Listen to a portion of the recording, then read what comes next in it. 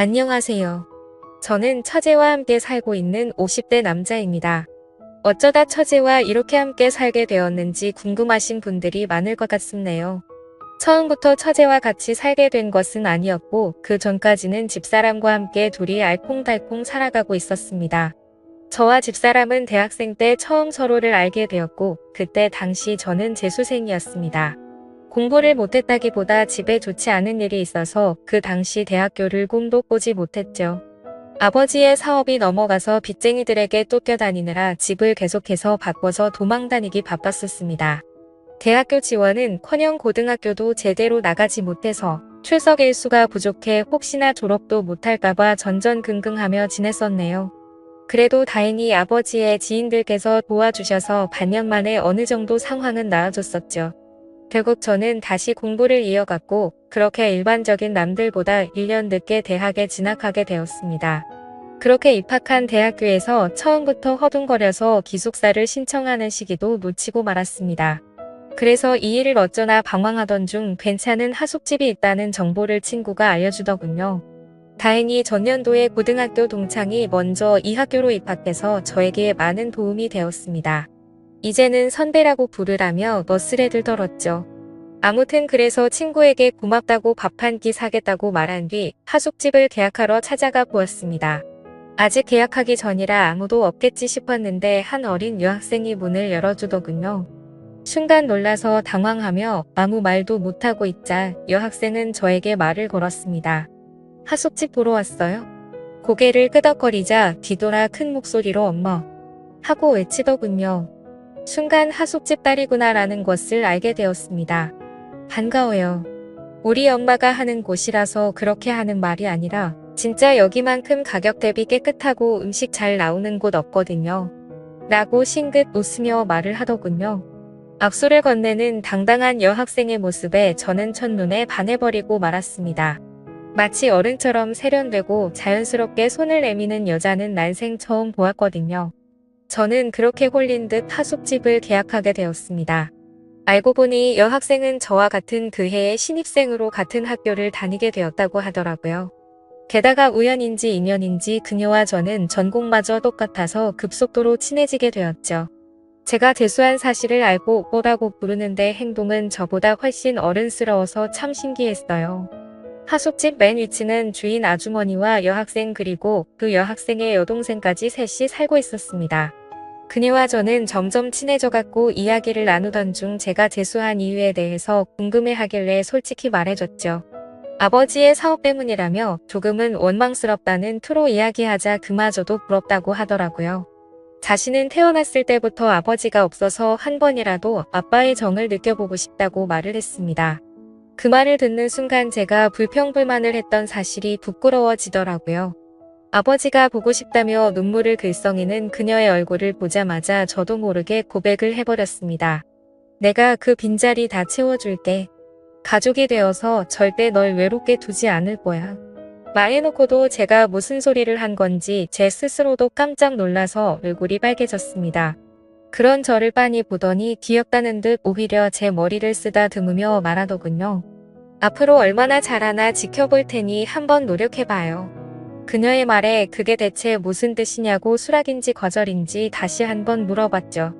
여유있게 웃으면서 맞춰보라는 그녀와 허둥지둥대며 새빨개진 저는 그날 연인이 되었습니다. 그녀가 바로 지금의 집사람이죠. 그때 당시의 처제는 나이가 너무 어려서 생각이 잘 나지 않습니다. 기억을 더듬어 보면 늘 하숙집 아주머니 앞치마 끝자락을 꼭 잡고 서 있던 것 같아요.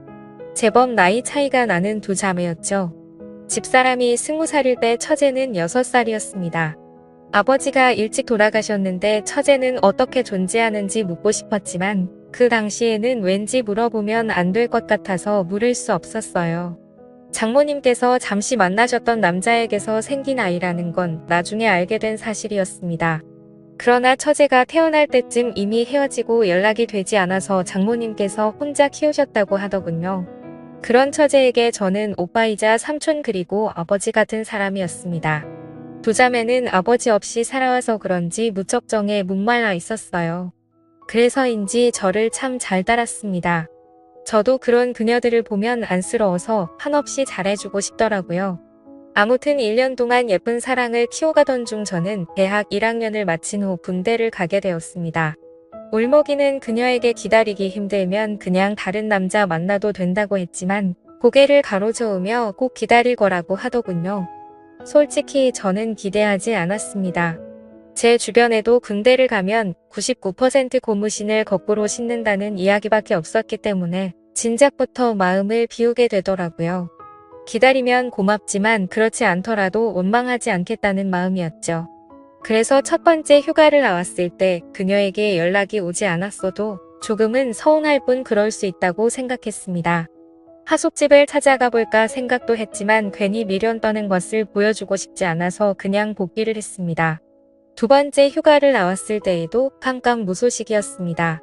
저는 그래서 이제 아예 끝났구나 싶었죠. 그러던 어느 날 부대로 누군가 면회를 왔다고 하는 것입니다. 혹시 그녀일까 싶어서 서둘러 갔더니 그곳에는 전혀 예상치 못했던 여자가 앉아 있었습니다. 바로 장모님이었죠. 왜 여기에 혼자 오셨냐고 물으니 펑펑 울면서 자기 딸 좀 말려달라고 하는 것입니다. 그래서 저는 영문도 모른 채 어리둥절할 뿐이었죠. 정황상 제가 차인 건데 대체 뭘 말려달라는 건지 모르겠다고 하자 제 가슴을 치시며 화를 내셨습니다. 너 때문에 내 딸이 임신했다고. 자신과 똑같은 길을 걷게 하고 싶지 않았는데 이놈의 팔자가 어찌나 사나운 건지 라면서 말하시더라고요. 아휴, 진짜 내가 못 산다. 너한테 민폐 끼치지 않겠다고 혼자 나와서 기른다는데 내 속이 다 썩어 문드러지겠다. 어쩌면 좋니?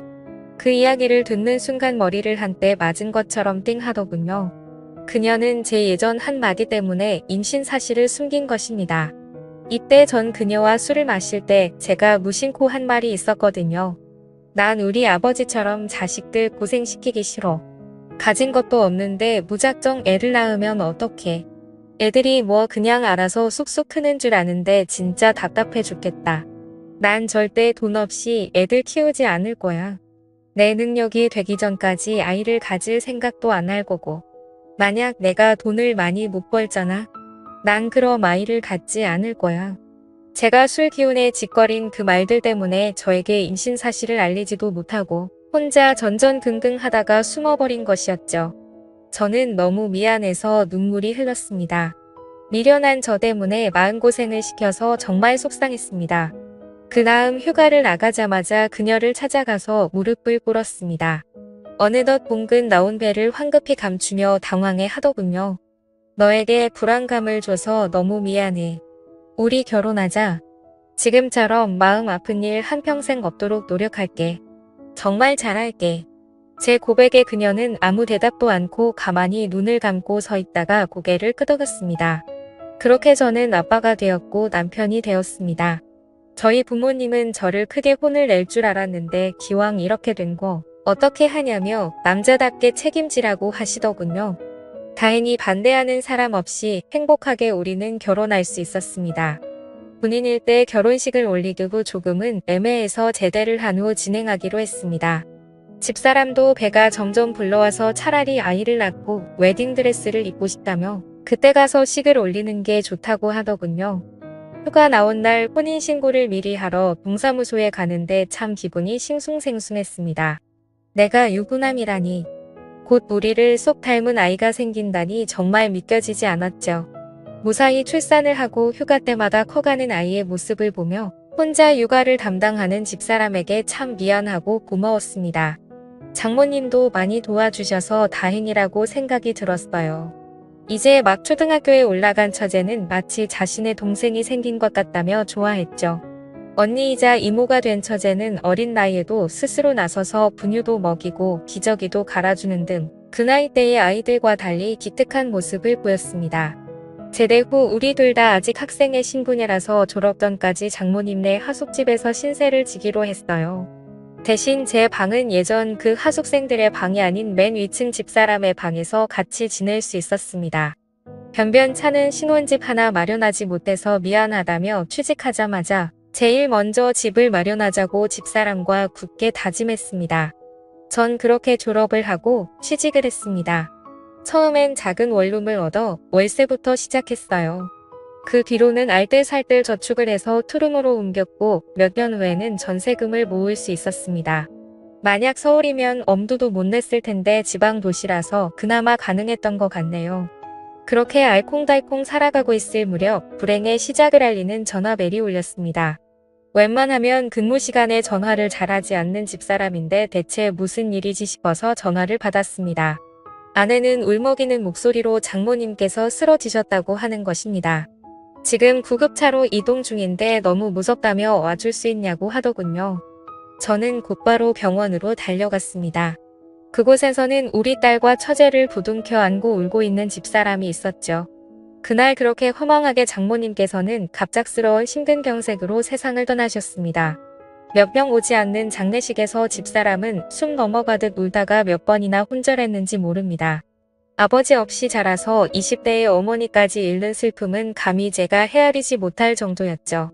안타까운 그 모습을 보며 저는 우리 집사람과 우리 딸 그리고 처제까지 내 손으로 지켜야 한다고 결심했습니다. 이후 집사람도 결심한 듯 자신도 일을 하겠다고 하더군요. 4명의 식구가 먹고 살려면 할 수 없다면서 말이죠. 처제도 일찍부터 철이 들어서 학교를 마치고 집에 와서 딸을 봐주겠다고 했습니다. 집사람은 대학교를 겨우 졸업했지만 임신과 출산을 하느라 학점이 그리 좋지 못했고 졸업 후 취업활동도 없었기 때문에 평범한 회사에 들어가긴 무리였습니다. 하는 수 없이 다른 일을 알아보게 되었죠. 마트 계산원부터 식당 서빙 주방 참모까지 말 그대로 닥치는 대로 일을 하더군요. 그렇게 흘러간 세월이 벌써 30년입니다. 그 사이 많은 변화가 있었죠. 우리 딸은 무럭무럭 바르게 자라서 심지가 곧고 바른 청년을 만나 결혼을 하게 되었습니다. 특이한 점이 있다면 사위가 우리나라 사람이 아닌 것이었죠. 딸은 한국에 잠시 놀러온 독일 청년을 만나 사랑에 빠졌고 그렇게 둘은 결혼을 하게 된 것입니다. 그래서 현재 딸은 독일에서 사위와 거주하고 있고 1년에 한 번씩 한국에 놀러 오고 있고요. 처제도 결혼을 하긴 했었습니다. 직장 동료와 만나서 결혼을 했는데 생각보다 결혼 생활이 순탄치는 않았던 것 같았습니다. 자주 싸우고 우리 집에 와서 자고 가는 날이 많길래 집사람과 저는 늘 처제를 걱정했습니다.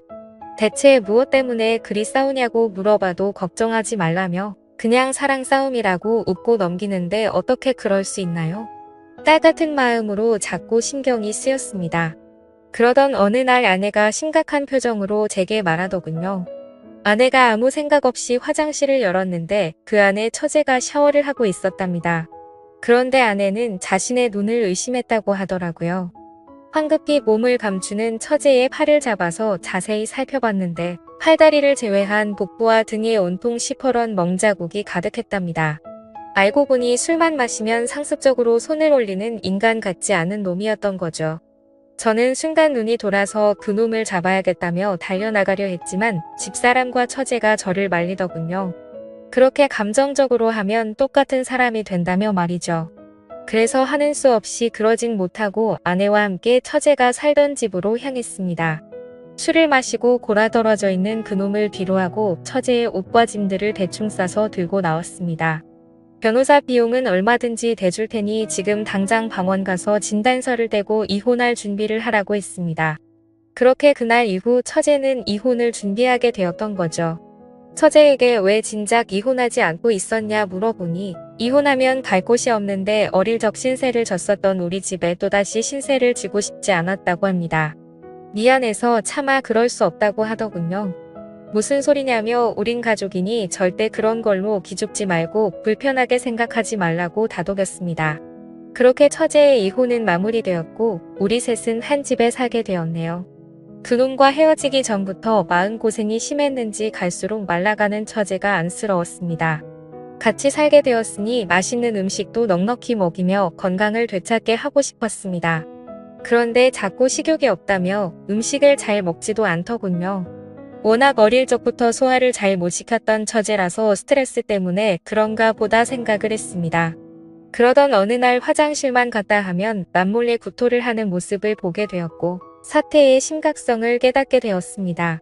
혹시 섭식장애인가 싶어서 병원에 데려갔는데 의사는 고개를 갸우뚱하며 더 큰 병원에서 검사를 받자고 하더군요.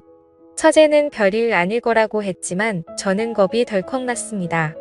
바로 다음날 대학병원에 가서 검사를 받았고 결과를 받아든 순간 모두가 좌절에 빠지고 말았습니다. 처제는 위암 말기였던 거죠. 왜 진작 병원에 오지 않았냐는 의사의 말에 가족 모두 아무 말도 할 수 없었습니다. 다행히 암세포가 복강 안에만 퍼져서 수술이 가능하다고 하더군요. 먼저 항암 치료로 종양의 크기를 줄이고 수술을 진행한 뒤 다시 항암제를 투여하기로 했습니다. 남몰래 토하던 처제는 이제 하루에도 몇 번씩 구토를 하기 시작하더라고요. 밀려오는 고통과 구역질을 참지 못하고 침대에서 일어나지도 못한 채 구토를 하는 처제의 모습에 정말 너무나도 가슴이 아팠습니다. 낮에는 집사람이 병간호를 하고 밤에는 제가 자리를 지켰습니다.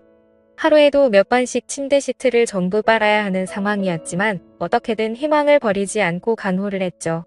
대부분의 말기 환자가 1년 내에 사망한다고 하더군요. 그 말을 듣고 1년이 가까워질수록 하루하루 아침마다 살아있는 것에 감사드리고 지냈습니다. 그래서 어떻게 됐냐고요?